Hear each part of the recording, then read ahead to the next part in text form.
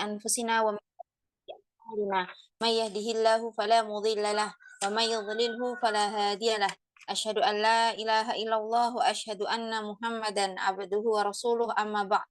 Alhamdulillah, segala puji bagi Allah yang telah memberikan kita kesempatan untuk kembali bersua dalam kajian fikih muslimah yang pada dalam pertemuan kita kali ini kita akan melanjutkan pembahasan mengenai hak suami, ya, hak-hak suami atau yang merupakan sesuatu yang merupakan kewajiban yang hendaknya dilakukan oleh seorang istri, ya.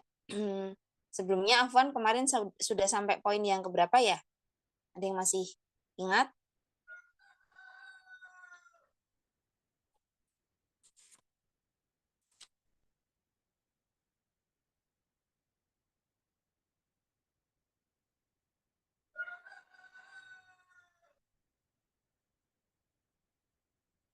Saya nggak ada nggak ada catatannya di sini.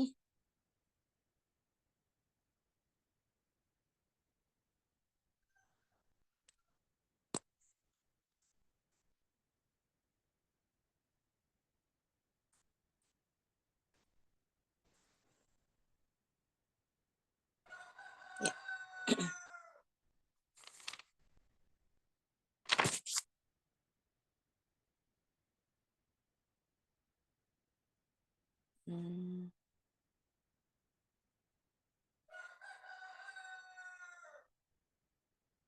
Oke ya, sampai poin ke-12 ya.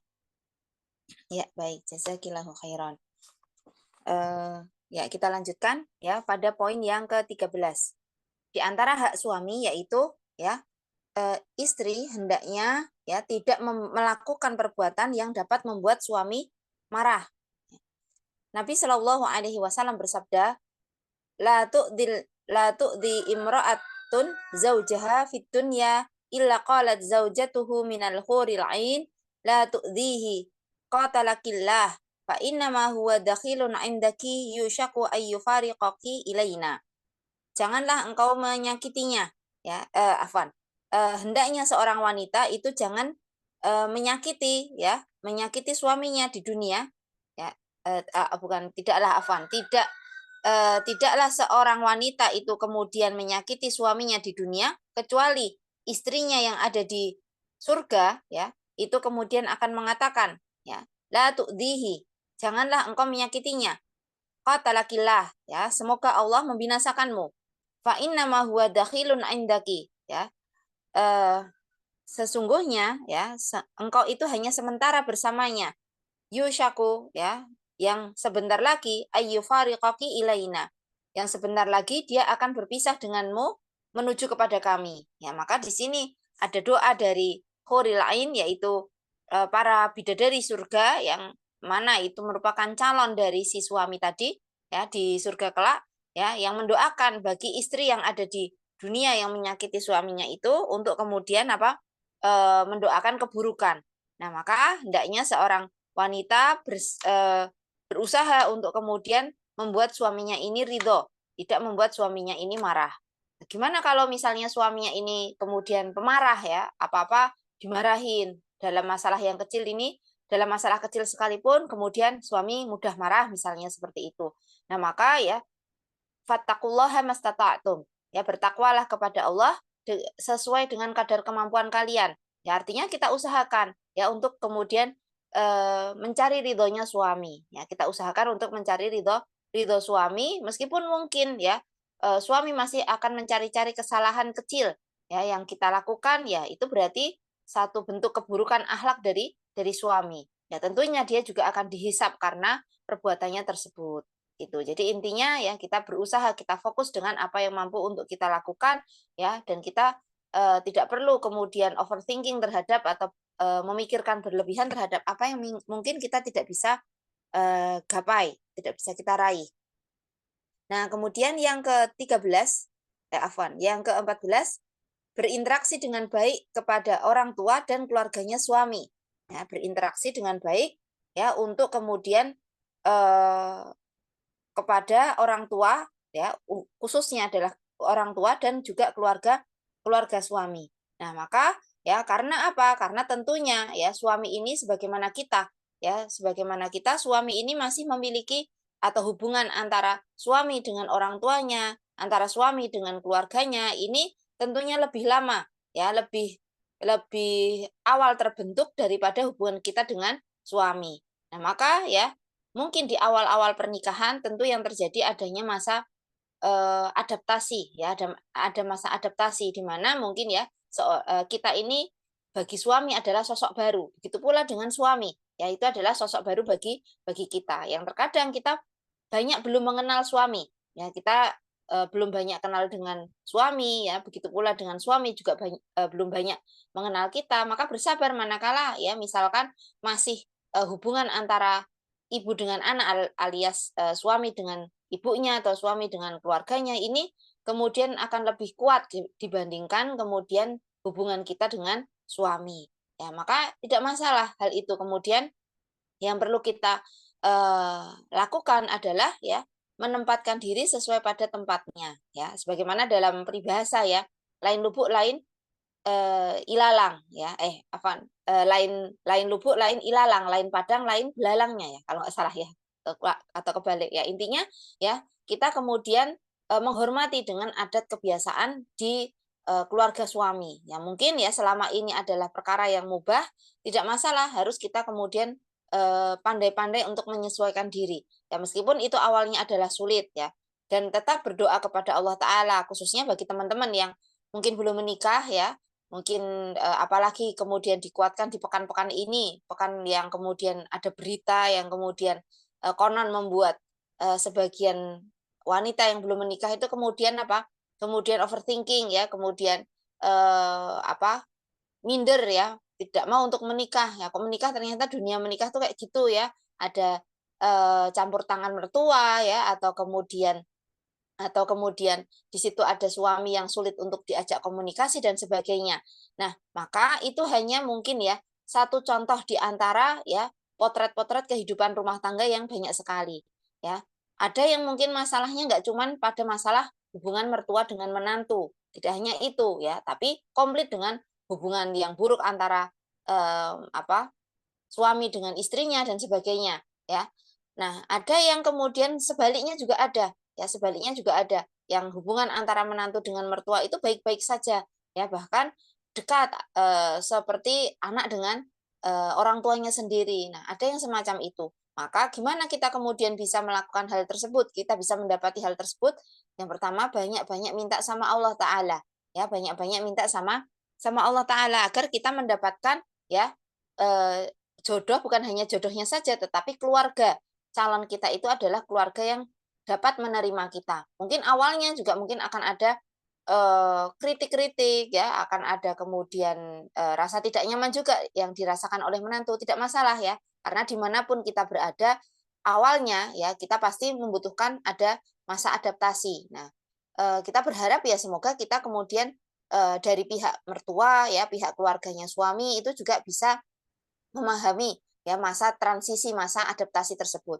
Kalau nanti sudah bertahun-tahun ya insya Allah nanti akan kemudian mudah dan contoh yang terpampang di layar HP kita itu mungkin hanya satu dibandingkan, satu kasus ya, satu kasus buruk ya, eee, satu contoh ya bukti buruknya komunikasi antara, menantu dengan mertua ya, atau antara suami dengan istri, sedangkan, misalnya di antara 100 kasus, ya ini hanya satu kasus saja, sedangkan 99 kasus yang lain itu baik-baik saja. Ya artinya yang satu kasus ini janganlah kemudian menutupi, ya menutupi gambaran kebaikan, rumah tangga yang baik-baik, seperti itu. Maka bisa kemudian mencari mencari, nasihat ya, kalau teman-teman di sini ada yang kemudian sedang merencanakan pernikahan, maka cari nasihat banyak-banyak kepada, senior-senior yang sudah kemudian, sudah lama ya menjalin hubungan dengan, mertuanya, bagaimana kemudian bisa berkomunikasi dengan mertua. Intinya ya, kita kemudian bisa menempatkan diri, kalaupun kita memang di posisi yang, lebih tinggi ya, dalam artian mungkin ya, keluarga kita, memang lebih berada dibanding keluarga suami, ya atau tingkat pendidikan kita ini lebih tinggi daripada, tingkat pendidikan ibu mertua misalkan seperti itu. Nah maka, ya kita hendaknya pandai-pandai menempatkan diri. Ya ketika kita, posisinya lebih tinggi, ya kita hendaknya merunduk, Ya, kalau kita kemudian lebih rendah gimana? Ya kita kemudian berusaha untuk ya melakukan apa yang apa namanya, sesuai dengan kondisi tersebut, kondisi di keluarga tersebut ya. Jangan kemudian tetap kekeh dengan tradisi di keluarga kita ya, padahal di keluarga ya suami ini sesuatu hal yang tidak boleh untuk dilakukan. Maka perlu kemudian kita sampaikan atau kita tanyakan juga kepada suami apa yang, terutama ibu ya, kalau wanita itu umumnya kemudian gesekan itu akan terjadi antara ibu mertua dengan menantu wanitanya. Nah, ini kemudian kita tanyakan apa yang disukai oleh ibu mertua. Ibu mertua itu sukanya apa sih gitu. Nah, tanya ya, sehingga kemudian kita bisa apa sedikit menyesuaikan diri dengan kondisi tersebut begitu. Tapi intinya ya bekalilah dengan akhlak yang baik ya, bekalilah dengan akhlak yang baik. Jangan misalnya datang ke rumah mertua ya, itu kemudian datang-datang cuman ngendon di kamar aja ya.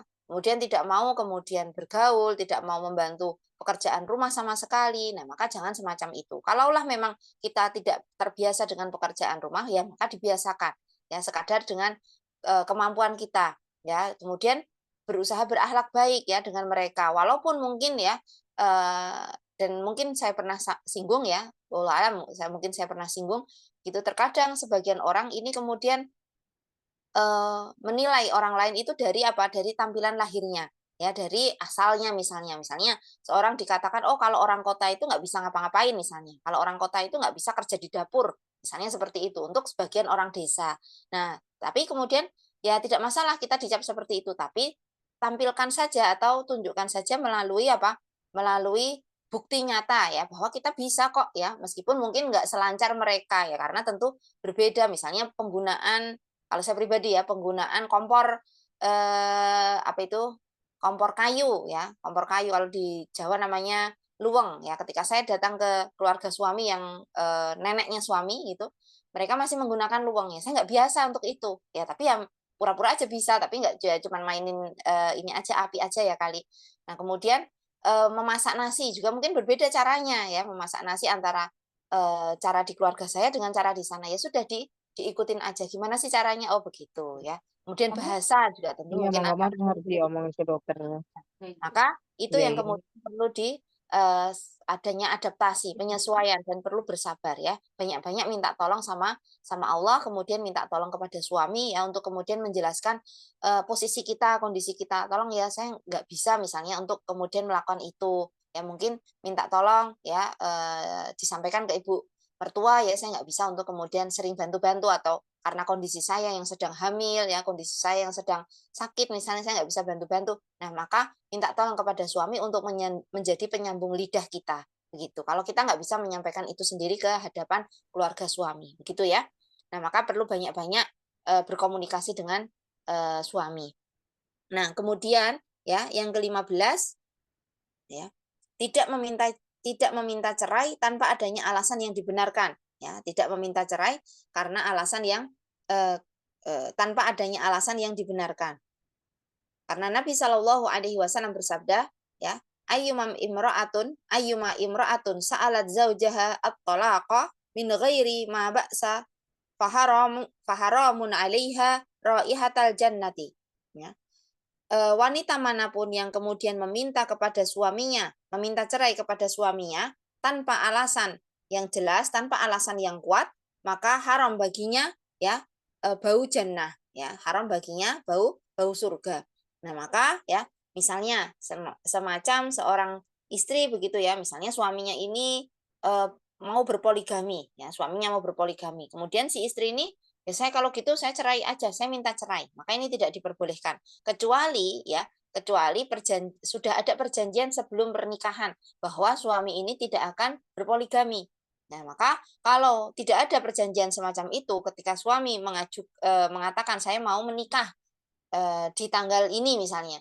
Nah, kemudian si istri mengajukan, lalu istri mengatakan, "Kalau begitu saya ceraikan saya saja." Misalnya seperti itu, maka ini tidak diperbolehkan, ya. Bisa masuk ke dalam ancaman ini, ancaman yang disampaikan oleh Nabi Shallallahu Alaihi Wasallam, ya. Nah, lantas apa yang kemudian, hal-hal yang diperbolehkan bagi seorang istri untuk kemudian meminta cerai, ya, di antaranya misalnya, ya, karena buruknya akhlak suami, ya, akhlak suami ini buruk. Ya di antara termasuk bagian dari buruknya akhlak suami itu adalah suami suka KDRT misalnya. Ya ini adalah bagian dari keburukan akhlak suami. Ya, suami suka mukulin kalau marah pukul ya, kalau marah mecahin barang misalnya. Nah, ini KDRT. Maka ini sesuatu hal yang bisa menjadi alasan kuat ya bagi istri untuk menggugat cerai. Atau ya karena suami ini selingkuh ya, apalagi selingkuhnya sudah sampai taraf zina misalnya. Ya, maka ini lebih-lebih lagi bagi si istri untuk kemudian meminta cerai ya, atau suami tidak menegakkan hukum-hukum Allah. Ya, suami tidak mau sholat, ya, suami minum minuman keras, atau suami kemudian tidak selingkuh, cuman dia kemudian tidak bisa menjaga jarak dengan wanita misalnya ya, sehingga kemudian atau sering berduaan dengan wanita dan sebagainya. Nah, maka ini sesuatu hal yang kemudian bisa jadi alasan kuat ya untuk kemudian meminta cerai. Tapi jangan ya meminta cerai atau kemudian bagi suami itu menceraikan itu sebagai senjata ya, senjata yang pamungkas ya agar kemudian lawannya atau pasangannya ini kemudian berhenti dari tindakannya. Jangan.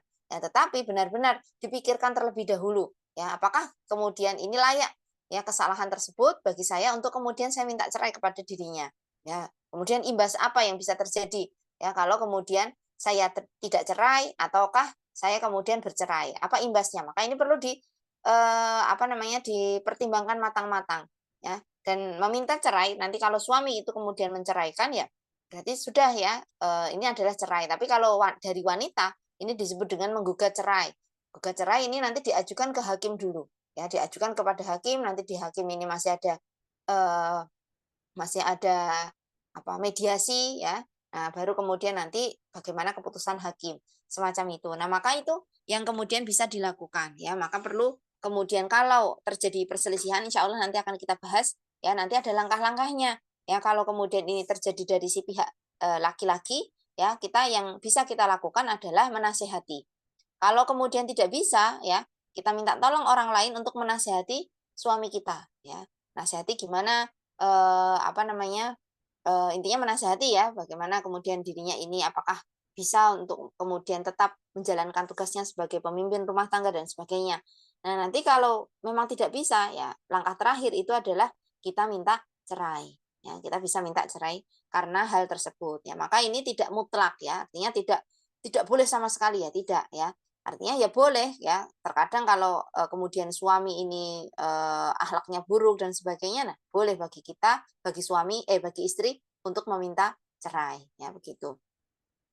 Dan terkadang yang perlu kemudian sangat dipertimbangkan, ya itu bukan cuma sekedar nanti kalau cerai itu bagaimana dengan nafkah anak-anaknya, bukan seperti itu ya, tetapi seandainya dan ini seringkali kami temui di lapangan ya, kalau tetap bertahan ya, kalau tetap bertahan dengan kondisi suami yang kemudian, eee, kurang dalam akhlaknya ya, sangat kurang dalam akhlaknya. Nah ini yang justru, tetap kemudian harusnya dipertanyakan, kalau bertahan itu apakah memang benar kemudian, ini tidak membawa dampak kepada anak, ya. Sehingga ini yang juga patut untuk menjadi perhatian lebih. Karena terkadang seorang istri, ada yang misalnya pada kasus yang sudah harusnya ini, sebaiknya atau bukan harusnya, sebaiknya ini cerai, sebaiknya berpisah, tetapi si istri tidak mau berpisah. Dengan pertimbangan, ya nanti anak saya gimana? Ya anak saya siapa yang ngasih makan? Ya yang pertama yang ngasih makan Allah. Ya yang kedua yang ngasih makan ya tetap bapaknya ya karena anak-anak ini adalah anak dari orang tuanya, ayah dan ibu. Ya artinya kalau mereka bercerai yang wajib menafkahi si anak itu ya si ayah ya meskipun sudah cerai dengan ibunya gitu. Nah, kemudian dan itu yang seringkali jadi kegalauan sebagian istri. Ya, kemudian kalau kemudian tapi perlu ditanyakan lagi kalau tetap bertahan ya misalnya dalam kondisi si suami ini ya misalnya ya dia akhlaknya buruk gitu ya. Nah, kalau tetap bertahan kira-kira dampak buruk nggak untuk anaknya? Nah, itu yang patut untuk dipertimbangkan lagi. Sehingga karena apa ya? Sama saja nanti kalau anak terkena dampak buruk dari misalnya perlakuan ayahnya, si ayahnya ini misalnya menularkan ya atau dalam bahasa sekarang ayahnya ini toksik ya, menularkan akhlak buruk kepada anaknya. Nah, ini malah justru kita juga rugi ya. Kita rugi dengan tetap memilih bertahan dengan si ayah yang si suami yang semacam itu ya. Maka ini perlu kemudian dipertimbangkan matang-matang dan kemudian perlu adanya istikharah ya dan seterusnya seperti itu. Nah, kemudian yang ke-16, berihdat atas wafatnya suami selama 4 bulan 10 hari.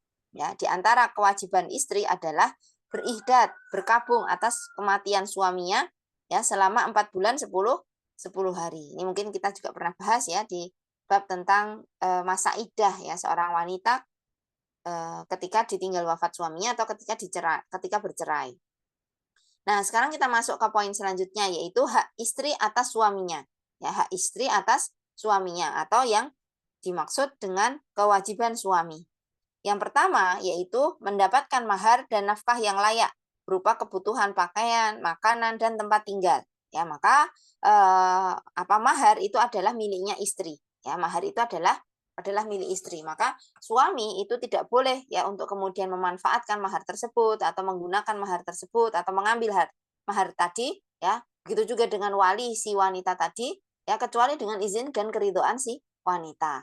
Ya, kalau dia ridho ya tidak apa-apa. Ya, kalau dia ridho untuk diambil ya tidak masalah, tapi tidak ada kewajiban untuk kemudian memberikan ya permintaan mereka, permintaan permintaan misalnya suami ya atau kemudian keluarga atas maharnya si istri, karena itu adalah hak miliknya istri ya. Nah, kemudian di antara haknya istri yaitu nafkah yang layak ya. Nafkahnya ini berupa pakaian, makanan dan tempat tinggal. Nah, pakaian ini kemudian tidak kemudian semua pakaian ya, berbanyak-banyak pakaian itu menjadi kewajiban suami untuk membelikan, tidak ya, tetapi apa yang kemudian memang dibutuhkan oleh si istri. Ya, kalau memang kemudian dibutuhkan ketika keluar rumah ya, misalnya ada butuh 5 lembar pakaian ya, 5 lembar pakaian. Kemudian di dalam rumah membutuhkan 5 lembar pakaian ya. Berarti itu yang kemudian menjadi kewajiban bagi suami untuk memenuhinya. Tapi kalau sudah lebih dari itu ya, maka ini bukan lagi menjadi kewajiban suami untuk memenuhi ya, tetapi ya mungkin kalau istri punya pendapatan ya itu dibelikan saja ya pakaian yang mungkin di luar dari kebutuhan dari si yang wajib dipenuhi oleh suami. Nah, kemudian makanan ya, maka ini adalah makanan yang layak ya, makanan yang layak yang menjadi adat kebiasaan di tempat tersebut. Ya, kalau kebiasaannya misalnya di satu tempat ini makannya nasi ya, maka tentulah ya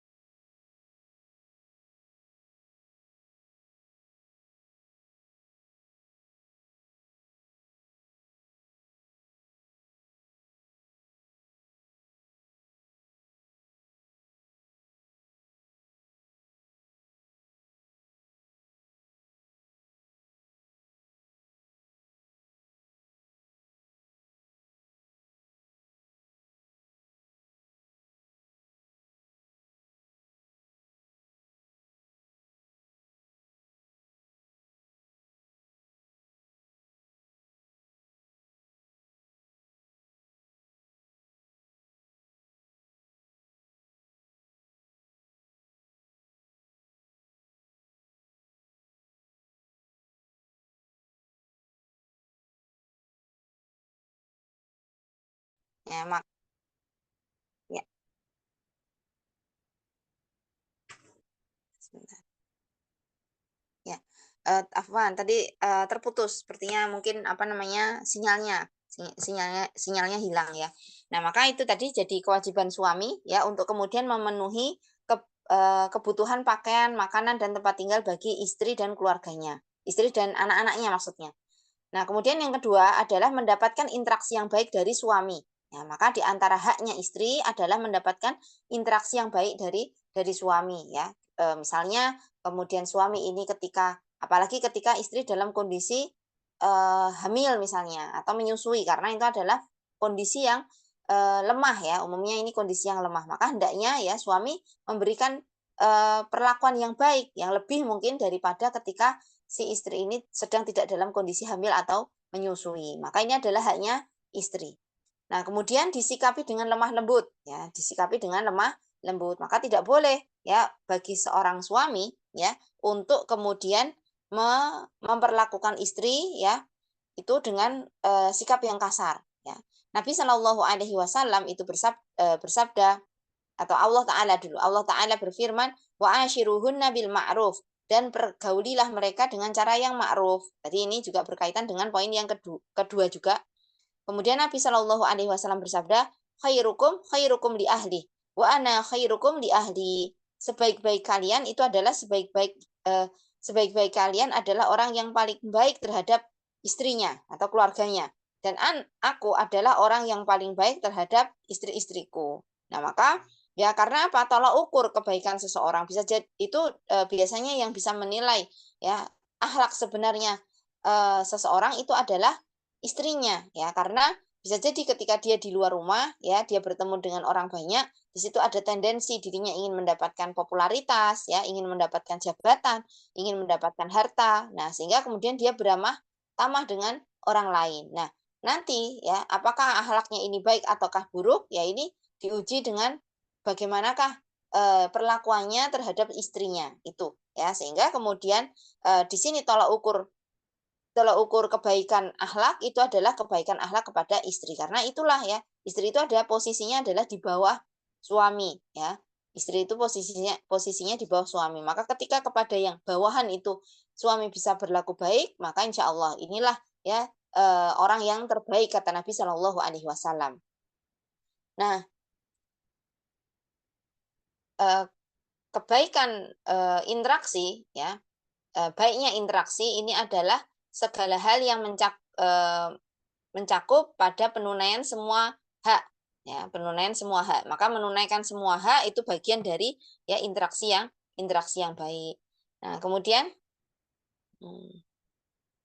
bersikap lemah lembut ya. Contoh dari bersikap lemah lembut yang dilakukan oleh Nabi Shallallahu Alaihi Wasallam itu adalah sikap beliau ketika ya Aisyah radhiyallahu anha itu pernah mau nonton orang-orang Habasyah itu sedang berlatih ya, sedang berlatih atau bermain-main dengan senjatanya, berlatih pedang gitu.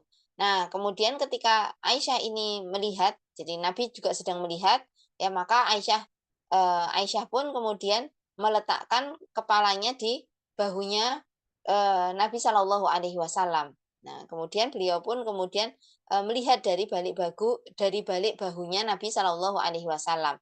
Nah, ini menunjukkan dan Nabi tidak kemudian merasa risih ya, misalnya nggak mau, jangan kayak gitu, malu, enggak ya. Tetapi Nabi kemudian tetap membiarkan Aisyah sampai nanti Aisyah selesai melihat. Nah, ini adalah perlakuan lemah lembutnya Nabi kepada istrinya, bahkan kepada seluruh istri-istrinya ya, kepada seluruh istrinya. Nah, kemudian pernah juga ya Aisyah ini, jadi Aisyah ini kan dinikahi Nabi Shallallahu Alaihi Wasallam di usia 6 tahun. Baru setelah usia 9 tahun ya, itu baru kemudian Aisyah ini berkumpul dengan Nabi. Ini ketika Aisyah itu sudah balik. Nah, namun ya Aisyah itu masih suka main boneka-bonekaan bersama teman-temannya yang sebaya. Nah, kemudian pernah satu ketika ya Aisyah itu sedang bermain boneka bersama temannya. Nah, tiba-tiba Rasulullah Shallallahu Alaihi Wasallam itu masuk ke dalam rumah, ya. Nah, kemudian beliau pun ya membiarkan Aisyah ya untuk kemudian tetap bermain bersama teman-temannya. Nah, ini bentuk kebaikan akhlaknya Nabi Shallallahu Alaihi Wasallam, bersikap lemah lembut, ya, bersikap lemah lembut kepada Aisyah dan tahu ya tentang kondisinya Aisyah. Aisyah masih kecil ya, Aisyah ini masih kecil yang umumnya ya masih butuh teman ya, masih suka main-main. Nah, maka Nabi biarkan untuk Aisyah itu melakukan hal tersebut. Nah, kemudian yang keempat yaitu di antara haknya istri adalah mendapatkan waktu untuk bercakap-cakap dengan istri, ya, mendapatkan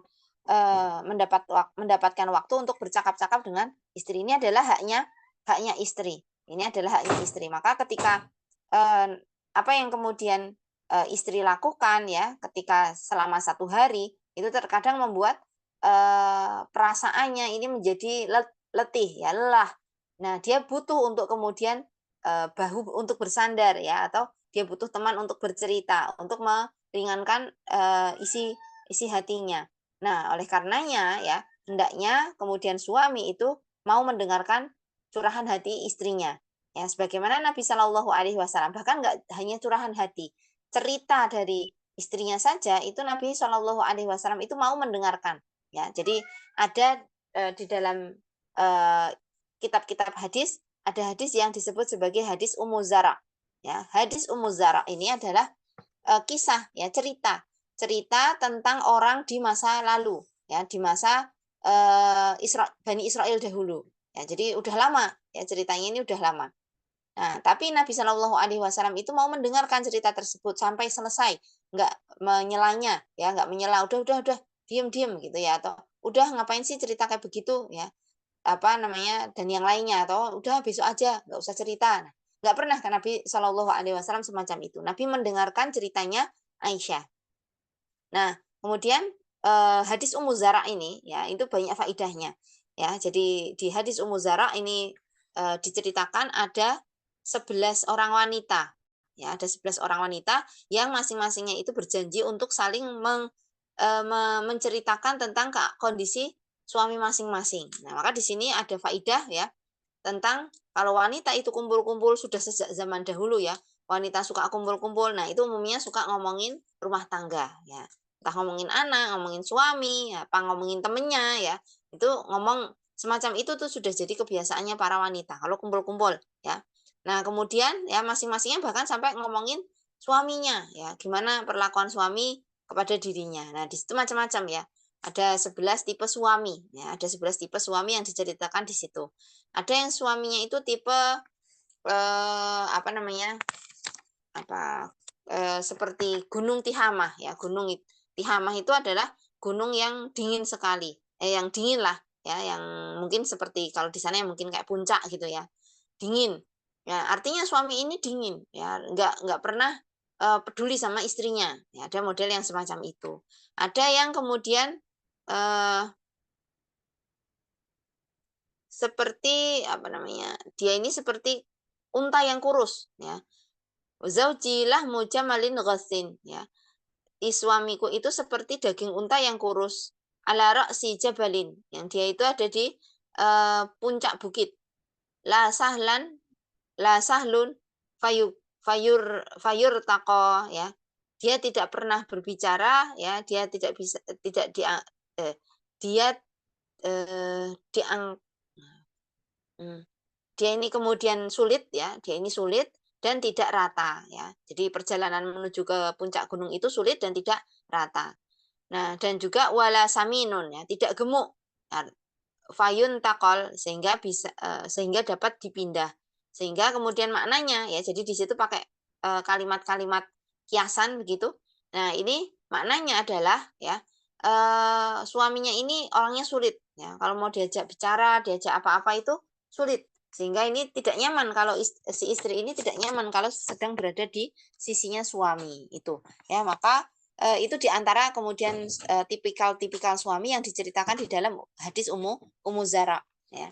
Nah, maka ini ya, jadi ketika ya, salah satu contohnya ya, salah satu faidahnya ketika teman-teman apalagi yang mungkin sudah menikah yang belum menikah maaf, yang belum menikah ini merencanakan pernikahan, maka ya tipe-tipe laki-laki itu ada banyak sekali. Ya, tipe laki-laki itu ada banyak banyak sekali. Maka apa yang kemudian kita lihat dari kejadian dari peristiwa perceraian seorang selebriti, ya itu bukan berarti kemudian semua laki-laki sifatnya sama seperti suami dari selebriti tersebut. Tidak, ya, karena banyak tipe laki-laki itu. Dan 11 tipe ini yaitu hanya gambaran global. Artinya secara detil-detilnya mungkin nggak ada yang tidak termaktub dalam hadis ini. Nah, seperti itu. Maka jangan takut ya. Jangan takut dengan kemudian menikah. Kalau memang kita dalam kondisi, dalam posisi ya sudah ada kewajiban untuk menikah ya karena tidak bisa untuk sulit lagi untuk mengendalikan syahwat, ya maka menikahlah melalui jalur yang memang disyariatkan oleh Allah Ta'ala. Jangan menikah melalui jalur yang Allah murkai, jangan ya.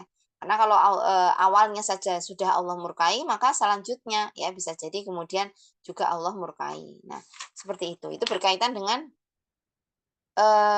mendapatkan waktu untuk bercakap-cakap dengan istri. Kemudian yang kelima adalah diberikan pengajaran agama dan motivasi untuk bersikap taat. ya maka hendaknya seorang suami yang ideal itu adalah memberikan pengajaran agama. Ya baik ini dia lakukan secara langsung, ya dia berikan nasihat, ya ceramah seperti itu, atau ya dilakukan secara tidak langsung, ya artinya dia fasilitasi istrinya ini untuk belajar, ya. Oh ini ada grup WhatsApp misalnya, ada grup WhatsApp yang membahas tema tertentu, tema akidah. Nah, kemudian suami ini memberikan kesempatan si istri untuk belajar, ya. Suami memberikan kesempatan istri untuk belajar. Itu adalah bagian dari memberikan pengajaran meskipun tidak secara langsung, ya. Atau kemudian ya sangat jauh sekali dari pengajaran langsung itu adalah menunjukkan atau melakukan perbuatan-perbuatan yang menunjukkan bahwa kita itu ya bahwa suami itu mengajarkan agama, ya. Jadi mencontohkan perbuatan yang baik, ya, mencontohkan ibadah-ibadah sunnah sehingga kemudian si istri pun termotivasi untuk melakukan hal yang sama. Ini juga termasuk bagian dalam pengajaran dan juga motivasi. Hendaknya suami itu memberikan motivasi kepada si istri untuk tetap taat, ya. Nah, maka ya misalnya ya Nabi Shallallahu Alaihi Wasallam itu pernah bersabda, eh, semoga Allah merahmati ya seorang suami yang dirinya ini kemudian bangun di tengah malam, ya, kemudian dia berwudu, ya, dia bersiwak kemudian berwudu, setelah itu dia apa eh, lalu dia membangunkan istrinya, ya. Jadi dia sholat malam, dia bangun, kemudian dia berwudu, dia kemudian sholat malam. Selesai sholat malam dia bangunkan istrinya. Nah, maka semoga Allah merahmati suami yang semacam ini. Dan sebaliknya juga seperti itu. Kalau istrinya dahulu yang terbangun, ya, istrinya dahulu yang terbangun, maka hendaknya suami juga hendaknya istri juga melakukan hal yang sama, yaitu dia sholat, ya, dia kemudian membangunkan suami, ya, dan seterusnya begitu. Nah, maka ini adalah satu bentuk ya motivasi untuk bersikap taat. Kemudian yang keenam, membiarkan sebagian kesalahan selama bukan dalam perkara yang menyimpang dalam agama. Ya, maka hendaknya seorang suami ya ini kemudian biarkan saja istrinya ini dengan misalnya kegiatan yang selama ini mubah dan tidak kemudian melalaikan dari agama gitu ya, tidak melalaikan dari ajaran agama, maka biarkan aja, nggak masalah ya, tidak berlebih-lebihan, maka biarin aja. Misalnya ya si istri ini mungkin ya sebagian kesalahannya adalah eh, apa misalnya tidak atau lupa memberikan garam di masakannya misalnya, ya biarin aja, ya nggak perlu kemudian dimarah-marahi, ya, karena dikhawatirkan kalau dilakukan hal semacam itu tentu si istri ini jadi bersedih dan sebagainya. Nah maka atau malah kemudian ngambek nggak mau masak lagi. Nah biarin aja, ya, sampaikan dengan cara yang baik kalau memang itu adalah perkara yang tidak pada tempatnya gitu ya. Atau kemudian afwan. Kemudian yang ketujuh adalah tidak dipukul di wajahnya. Ya, maka insya Allah nanti akan kita bahas tentang masalah pemukulan. Nah, secara ringkas, maka dalam perselisihan keluarga, perselisihan antara suami dengan istri, ya maka diperbolehkan ya bagi suami untuk memukul istri. Tapi ya pukulannya ini adalah pukulan dalam bentuk mengajarkan adab, ya pukulan dalam bentuk mengajarkan adab, bukan pukulan untuk balas dendam, ya pukulan benci. Tentu ini akan berbeda berbeda kualitasnya. Nah maka hendaknya ya kalau ketika dan di antara anggota tubuh yang tidak boleh dipukul itu adalah wajah, ya karena wajah itu akan terlihat oleh orang-orang yang melihatnya, ya teman-temannya, ya, sehingga kemudian suasana jadi tidak nyaman gitu ya. Nah, jadi kelihatan ya, jadi dia malu, nah semacam itu. Nah, kemudian yang kedelapan, tidak diboikot kecuali di dalam rumah saja. Ini juga insya Allah akan kita bahas di bab tentang nuzuz ya, tentang perselisihan antara suami dengan istri, khususnya tentang nuzuz. Kemudian ya di antara hak istri adalah diberi izin untuk mengunjungi keluarga jika aman dari fitnah. Ya, maka hendaknya ini diberi izin si istri untuk berjumpa dengan keluarganya. Kalau itu memang rumahnya terpisah begitu ya. Jika aman dari fitnah, ya. Kalau kemudian tidak aman dari fitnah maka boleh ya ini perjalanan ke sana tidak aman, ya kemudian di sana nanti ketemu sama orang-orang yang nggak benar terus digoda-godain, misalnya seperti itu, ya maka boleh bagi suami untuk melarang istrinya pergi ke apa namanya, pergi keluar rumah, ke rumah kerabatnya, semacam itu ya. Yang ke-10, disikapi dengan adil terhadap istri yang lain, ya. Maka di antara hak istri adalah disikapi dengan adil, ya, disikapi dengan adil terhadap istri yang lain. Maka di dalam ini dalam kasus poligami. Maka dalam kasus poligami, ya ini suami ini harus wajib adil. Kalau tidak adil, ya, nah maka Allah akan bangkitkan dirinya itu dalam kondisi berjalan miring-miring. Nah, maka memalukan sekali ya kalau kemudian memperlakukan istri dengan tidak adil, ya. Kemudian tidak disebarluaskan aibnya, ya, meskipun kemudian seorang misalnya eh, seorang yang kemudian maaf berhubungan badan, maka tidak boleh ya untuk kemudian menyebarkan aibnya keluar rumah, ya, dengan cara apapun itu, maka tidak boleh untuk kemudian disebarluaskan aibnya atau auratnya, ya. Kemudian aib yang lain juga seperti itu, hendaknya tidak disampaikan kepada orang lain, ya. Nah, kemudian berkaitan dengan hukum atau hak bersama, insya Allah kita lanjutkan di pertemuan yang akan datang, insya Allah ya. Karena mungkin ada penjelasan tentang hal tersebut ya, ada hal-hal yang perlu dijelaskan dari hukum bersama ini.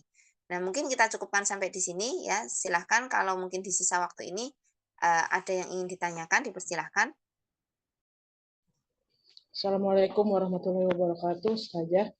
Waalaikumsalam warahmatullahi Saya ingin wabarakatuh. bertanya, Ustazah, kalau kita punya menantu, nah kebetulan anak kita itu sayang banget sama kita, terus cinta banget sama kita, kadang suka peluk kita, cium kita di depan istrinya, kemudian menimbulkan kecemburuan pada istri, hukumnya bagaimana? Kemudian kalau dia udah punya rumah, terus kita bilang tinggal aja sama kita gitu bareng-bareng. Ternyata istrinya tuh ingin tinggal di rumahnya sendiri. Nah, suaminya bingung. Kemudian mana yang harus diprioritaskan sebagai seorang anak, istri dulu atau orang tuanya dulu? Karena yang banyak saya baca bahwa kalau sudah menjadi suami, bahwa suami itu harus bertanggung jawab dengan istrinya. Berarti suami itu harus memprioritaskan istrinya dulu, tapi tidak melupakan tanggung jawabnya terhadap orang tua. Kalau menurut Ustazah, bagaimana Ustazah? Ya, yang pertama ya tadi berkaitan dengan misalnya anak yang kemudian dia suka memeluk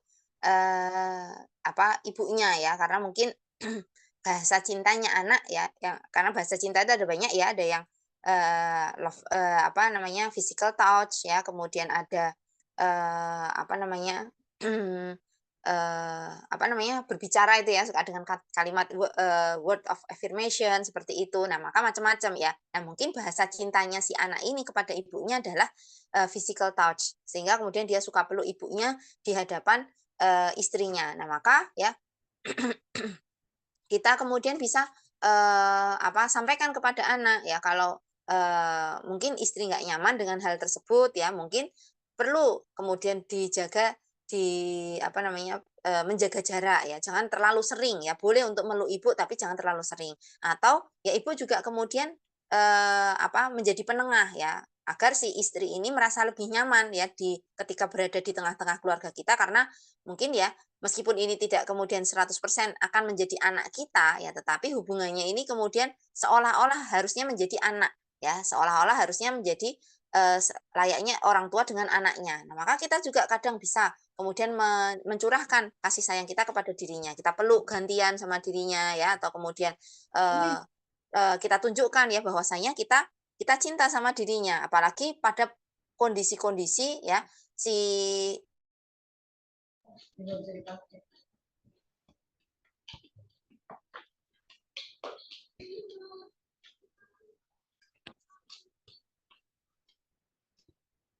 anak ini atau si menantu kita namanya sedang dalam kondisi hamil dan kondisi habis melahirkan anak pertama, kondisi yang perlu untuk dibantu oleh orang lain. Nah, maka hendaknya mertua itu juga kemudian memberikan bantuan pertama kali, bahkan ya kalau bisa bersama ibunya tentunya. Ya kalau yang lebih dekat adalah posisinya si mertua ini terhadap menantunya, maka selayaknya juga dia kemudian memberikan perhatian yang layaknya diberikan si anak ini seperti anaknya sendiri begitu ya. Nah, Iya. maka semacam itu untuk kemudian menetralisir ya rasa yang mungkin tidak tidak yang kurang nyaman itu. Nah, kemudian ketika si ibu ini memerintahkan anaknya ya untuk udah tinggal di sini aja sama-sama. Nah, maka ini perlu kemudian dirinci ya, apakah memang permintaan tersebut itu karena ada tujuan apa ya, misalnya tujuannya karena si ibu ini posisi sendiri ya, posisinya sendiri, tidak ada yang menemani, maka tidak masalah ya, kemudian si si ibu meminta kepada anak untuk kemudian tinggal bersama. Namun ya kita perlu menyadari juga bahwa istri, ketika anak itu sudah memiliki istri, maka, istri itu pun memiliki hak untuk kemudian bertempat tinggal dan dia bisa jadi tidak nyaman ya ketika berada di rumah kita, bareng dengan kita ini tidak nyaman. Maka ya, perlu kemudian dia ditanyakan ya, istrinya diajak diskusi ya, "Istrimu kamu ajak diskusi, mau nggak untuk tinggal bersama dengan ibu, nemeni ibu?" Seperti itu. Kalau si istri ini tidak setuju, tidak mau, ya tidak masalah ya, kita tidak perlu kemudian, mempermasalahkan hal tersebut, apalagi misalnya sampai mengecap si anak ini, anak yang tidak berbakti, jangan sampai seperti itu, ya. Oh ya, kita hormati keputusannya karena dia sudah dewasa, ya, dia sudah memiliki tanggung jawab. Tadi benar yang kemudian manakah yang kemudian wajib untuk utamakan ya tentu istri ya karena istri itulah yang memiliki hak untuk kemudian mendapatkan nafkah berupa tadi tempat tinggal. Nah, istri kemudian tidak nyaman untuk bertempat tinggal bersama dengan mertua begitu, ya nggak masalah. Nanti kita sampaikan aja, ya nggak apa-apa kamu nggak jadi satu sama mama misalnya, tetapi kamu jangan jauh-jauh ya, artinya kalau misalnya masih masih di satu kota itu bagus ya, lebih-lebih lagi kalau deketan, ya agak deket ya, misalnya satu kampung atau satu komplek. Nah, itu yang lebih lebih baik ya, meskipun nggak satu rumah tapi bisa lebih kita juga bisa berdekatan dengan anak, begitu. Nah, maka ya perlu kemudian kita sadari juga posisi ketika anak kita itu sudah menikah, ya, sehingga tidak kemudian terlalu mengintervensi ya, si anak karena memang mereka ya kalau anak kita laki-laki sudah memiliki tanggung jawab yang lebih besar ya ketika kita mengizinkan anak untuk menikah ya atau kemudian kita merestui anak itu untuk menikah maka ya itu berarti kita juga harus menyadari bahwa tanggung jawabnya akan lebih besar sehingga kita tidak perlu membebani dengan permintaan-permintaan yang malah mungkin justru akan memberatkan dirinya. Nah, lain halnya kalau ini misalnya si anak ini memang dalam kondisi fakir misalnya, anaknya memang nggak mampu ya, karena kalau ngontrak saja dia tidak kuat misalnya ya. Nah, maka kita nawari itu adalah satu bentuk kebaikan ya kepada si anak. Maka tidak masalah ya, maka dilihat dulu ya, urgensinya ini apa ya, tujuannya itu apa, untuk kemudian, menawari anak untuk tinggal bersama dengan kita. Karena memang ya, kita mungkin dulu pernah merasakan ketika kita menjadi pengantin baru, ketika kita datang kemudian, ke keluarga suami, kemudian apa namanya, berinteraksi pertama kali mungkin nggak nyaman rasanya, nggak mungkin kalau kita yang sudah bertahun-tahun menikah mungkin sudah biasa saja dengan keluarga suami, bahkan sudah dianggap anak oleh keluarga suami ya, maka itu merasa kita sudah nyaman. Tapi kalau dulu di awal tentu akan merasa tidak nyaman. Maka itulah yang dirasakan pula oleh, menantu kita terhadap keluarga kita. Nah, maka kita hendaknya ya kita gimana membuat, suasana ini, kondusif, nyaman, dan jangan sampai ya kemudian menimbulkan, gesekan ya antara, anak kita dengan istrinya begitu, wallahu a'lam. Baik Ustazah, syukron Ustazah. Ya, Satu lagi Ustazah. ya silahkan Bu. Kalau kita hubungan suami istri, istri dan suami, terus ribut, berantem gitu Ustazah. Terus suami mengatakan pada kita, ah kamu kegemukan nih, kamu kurus, krempeng. Apakah itu sudah termasuk dalam apa namanya talak atau bagaimana Ustazah? Oh ya. Ya, kalau talak belum ya, kalau, perkataan, suami, "Ah, kamu kok gemuk," ya, "Kamu kok kurusan ya, kamu kok kurus," gitu ya, tapi dalam bentuk gini ya, dalam bentuk semacam menghina begitu ya, Oh, "Kamu kok, betul. kurus." Nah, ini adalah satu bentuk, kalau talak belum ya, kalau talak belum. Talak itu harus dengan kalimat, "Saya ceraikan kamu, saya talak kamu," ya, atau Oh, "Kamu pulang aja ke rumah orang tuamu," tapi dalam dengan niat itu adalah talak. Nah, maka itu jatuh talak. Ya, insya Allah akan kita bahas tentang masalah talak ini. Tapi kalau, hal semacam itu, kamu gemuk ya, apalagi sambil tambah-tambahi kayak titik-titik-titik atau kamu kurus kayak titik-titik ya. Atau ini dalam rangka kemudian mengkritik ya, mengkritik penampilan si istri. Nah, maka ini satu bentuk interaksi yang tidak baik antara suami dengan istri sehingga kemudian kalau dari sisi dosa bisa jadi itu dosa ya karena menghina menghina orang lain atau mencela orang lain ya itu adalah kata Nabi Shallallahu Alaihi Wasallam ya kurang lebih ya menghina orang lain itu sebagaimana membunuhnya menghina seorang muslim itu sebagaimana membunuhnya. Nah maka ya hinaan semacam itu eh, tidak baik untuk atau tidak layak untuk kemudian terlontar dari mulutnya seorang suami ya kalau dia memang misalnya istrinya kok seperti ini nah kira-kira solusinya itu yang kemudian perlu dibutuhkan ya misalnya dengan kalimat yang baik-baik dengan kemudian tetap menjaga perasaannya istri ya yuk kita misalnya kalau kurang berisi gitu ya yuk kita kemudian rajinin olahraga terus istrinya dikasih asupan yang lebih baik ya berarti nafkahnya juga lebih baik ya nafkahnya lebih banyak nah seperti itu atau kemudian si istri ini mungkin lebih berisi gitu ya yuk kita kemudian diet yuk makan yang lebih sehat ya makan yang kemudian lebih lebih berserat yang kita kurangi lemak-lemak yuk nah dengan kalimat seperti ini tentu saja akan lebih membuat istri ini merasa ya suami itu memperhatikan penampilannya tapi bukan mengkritik tapi kasih solusi secara langsung nah begitu sehingga sebaiknya ya kemudian dalam berbicara kepada istri ya itu pertama melihat dan kita juga untuk wanita ketika berbicara kepada suami itu pertama memilih diksi yang baik, memilih kalimat yang baik. Ya, gimana kalimat yang kita pilih itu jangan sampai kita usahakan jangan sampai kemudian menyinggung pasangan kita. Ya, kemudian kita ketika menyampaikan itu di kondisi yang memang memungkinkan, kondisi yang memang sudah sudah memungkinkan untuk kita sampaikan kalimat tersebut. Kalau kemudian kondisinya suami capek ya atau istrinya capek ya tentu ini membuat down ya membuat sangat dia bersedih ya maka ini salah satu yang kemudian bisa kita contoh itu adalah apa yang dilakukan oleh Ummu Salamah ya seorang sahabat bernama Ummu Salamah yang beliau ini ya eh, punya anak ya beliau ini punya anak yang kemudian anaknya ini sakit ya anaknya sakit nah kemudian si ayah ya ini pergi untuk sholat isya kalau tidak salah pergi untuk sholat isya nah ketika si ayah ini sedang pergi anaknya ini meninggal dunia ya, anaknya meninggal dunia layaknya biasanya ya kalau ibu-ibu langsung nangis ya meraung-raung gitu ini enggak beliau ini berusaha untuk tenang nah kemudian setelah itu anaknya ditidurkan layaknya orang yang sedang tidur nah kemudian setelah suaminya pulang ya suaminya jamui makan malam ya kemudian setelah itu si istri ini berhias ya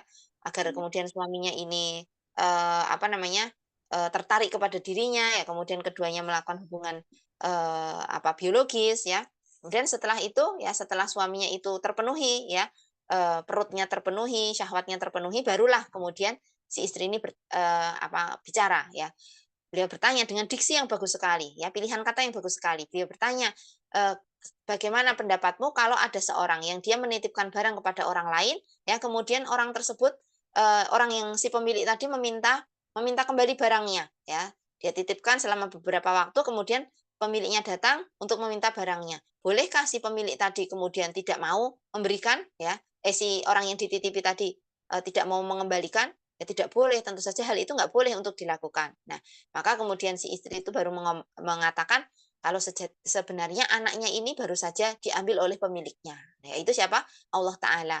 Nah, kemudian si suami kan agak mana gitu ya, emosi gitu. Kemudian keesokan harinya datang kepada Nabi lalu melaporkan apa yang dilakukan oleh istrinya tadi. Dan Nabi malah memuji istrinya, memuji apa yang kemudian dilakukan oleh istrinya. Ya bagus gitu ya. Semoga Allah memberkahi ya hubungan kalian tadi malam seperti itu. Nah, maka itu yang kemudian seharusnya kita contoh ya dari sirahnya para sahabat dahulu ya bahwasanya ketika menyampaikan sesuatu kepada suami ya lihat-lihat waktu ya lihat-lihat kondisi dan pilih kalimat yang baik seperti itu wallahu a'lam. Syukran saja. Jazakallahu khairan. Jazakallahu khairan. Bagus banget. Sedih. Mungkin masih ada 1 menit dipersilahkan kalau ada pertanyaan lagi.